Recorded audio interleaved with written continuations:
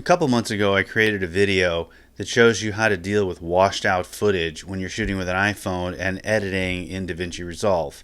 I'm not a very experienced editor in DaVinci Resolve when it comes to the colors.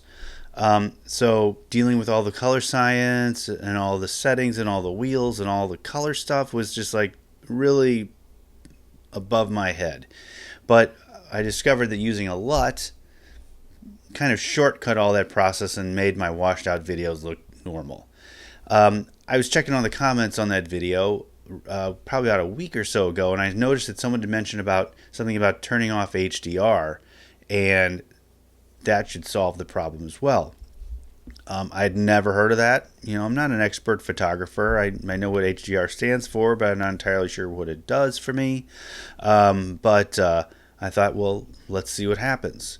So what I did was I created basically the same video, one with HDR on and one with HDR off, and just to kind of compare and contrast what the differences are. So for transparency purposes, I shoot on an iPhone 13, and I've had this problem with an iPhone 12 as well. Now I can't speak for 14, 15, or 16s because I've never used them. Maybe it's not an issue with them. Who knows? But for 13s, it's an issue. So let's compare the videos and see how they look. And let's see if we're surprised or not. Wow, turning off the HDR makes a huge difference. Now let's put the LUT on from Filmic Pro, and that looks a little more normal.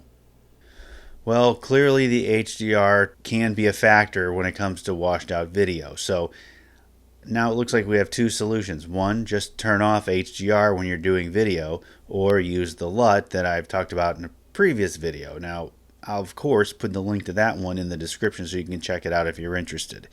But, if you're doing video like this, just kind of talking to the camera in your office, turning HDR off, it's probably not that big a deal. Maybe if you're trying to shoot outside, turning it off might hamper your appearance of your video, and you might not want to do that. And you'll need to use other alternatives like the LUT, or do a deep dive into how DaVinci Resolve color science works.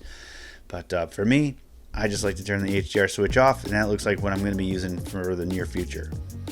So that's all I got on this one. Thanks for watching, and I'll see you later.